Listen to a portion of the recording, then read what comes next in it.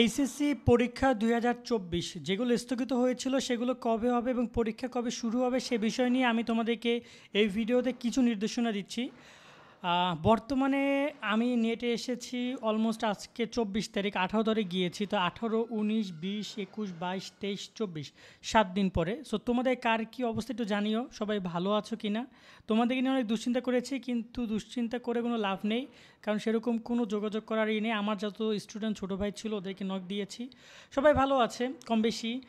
আহ, এখানে যদি বলি গত কয়েকদিনে যা হয়েছে তা তো বলার বা ভাষা প্রকাশে একটু বাইরে, আর সেটা নিয়ে আসলে এই মুহূর্তে বলার ভাষাও নেই। শিক্ষা প্রতিষ্ঠান খোলার পর নিহত শিক্ষার্থীর তালিকা, এবং আমি জানি না এর মধ্যে আমার তোমাদের ব্যাচে কোনো আমি কাউকে পাবো কি না, তবে আল্লাহ না করুক তোমাদের ব্যাচে যেন কাউকে না পাই, কারণ তোমরা সবাই স্বপ্ন দেখেছো একটা ভালো পরীক্ষা দেওয়ার, কিন্তু সেই পরীক্ষাটা আসলে কি হতে যাচ্ছে তোমরা আসলে এতটাই হতভাগা ব্যাচ যে তোমাদের সেই শুরু থেকে এখন পর্যন্ত নানান বিপদ তোমাদের মাধ্যমে চলেই আসছে।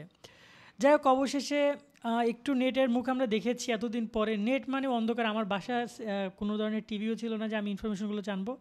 আর তাছাড়া টিভিতে যা দেখানো হয় সেটা বাতাবি লেবুর চাষ ছাড়া অন্য কিছু না। তো ওদিকে আসলে তোরা ভরসা পাচ্ছিলাম না। আমরা তোমাদেরকে একটু কমেন্ট আশা করছিলাম যে সবাই ভালো আছে কিনা তোমরা যারা পরীক্ষার্থী রয়েছো। এবার আসি তোমাদের পরীক্ষা নিয়ে কথা বলতে। তোমাদের পরীক্ষা নিয়ে আমি ইতিমধ্যে তোমাদের একটা নোটিশ দেখছিলাম, দাঁড়াও।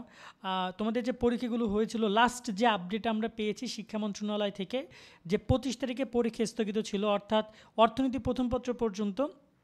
তোমরা এখন পর্যন্ত যে পরীক্ষাগুলো দেও না, আমি বলছি ভূগোল দ্বিতীয় পত্র, রসায়ন প্রথম, ইসলাম ইতিহাস প্রথম, ইতিহাস প্রথম, গৃহ ব্যবস্থাপনা প্রথম, উৎপাদন ব্যবস্থাপনা প্রথম, রসায়ন দ্বিতীয়, তোমাদের এখানে ইসলাম ইতিহাস দ্বিতীয়, ইতিহাস দ্বিতীয়, উৎপাদন ব্যবস্থাপনা দ্বিতীয় এবং অর্থনীতি প্রথম।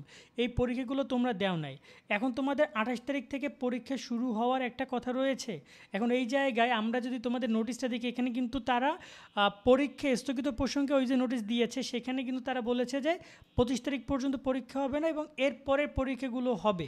ঠিক আছে, এই যে তোমরা দেখতে পাচ্ছ এখানে বলছে ২৮ তারিখ থেকে পরীক্ষাগুলো তোমাদের নিবে তারা। মানে এখানে অর্থনীতির দ্বিতীয় পত্র, মানবিকের, এবার পরিণতি সুশাসন প্রথম পত্র, জীববিজ্ঞান প্রথম পত্র, ব্যবসা সংক্রান্ত প্রথম পত্র, এই পরীক্ষাগুলো হবে তোমাদের। এখন আপাতত নির্দেশনা এই, তবে আমার যতটুকু ধারণা এখানে কয়েকটা পরীক্ষা স্থগিত আরও হইতে পারে, কারণ আজকে ২৪ তারিখ, এখনও দেশের পরিবেশ ঠান্ডা হয় নাই। আবার শিক্ষা মন্ত্রণালয় চাইলে পরীক্ষা নিতেও পারে, সেটা শিক্ষা মন্ত্রণালয়ের এখতিয়ার। বাট আমার আমি ধারণা করছি যে তারা ২৮ তারিখ, ২৯ তারিখে পরীক্ষা স্থগিত করতে পারে, বা ২-১টা পরীক্ষা তারা নাও নিতে পারে। বাট এই ব্যাপারে আমরা তখনই জানতে পারবো যখন তারা এই সিদ্ধান্তটা দিবে।